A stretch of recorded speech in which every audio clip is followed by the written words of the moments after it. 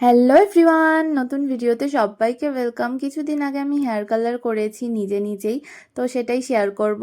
গার্নিয়ারের 7.3 এই golden brown শেডটা first time use করেছি। তোমরা যারা আমার মতো হেয়ার কালার করতে পছন্দ করো, ট্রাই করতে পারো। শেডটা ভীষণ সুন্দর একটা ব্রাউন শেড।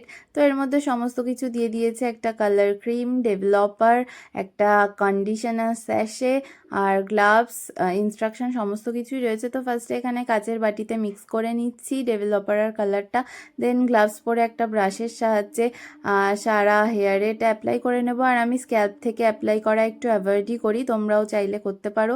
তো এখানে অ্যাপ্লাই করার পর 45 মিনিটস মতো ওয়েট করেছি। তারপর এমনি জল দিয়ে ওয়াশ করে যে কন্ডিশনারটা দিয়েছিল সেটা অ্যাপ্লাই করে চুলটা শুকানোর পর এই হচ্ছে রেজাল্ট। কালারটা আমার ভীষণ পছন্দ হয়েছে।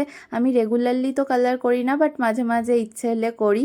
কেমন হয়েছে জানিও। টাটা।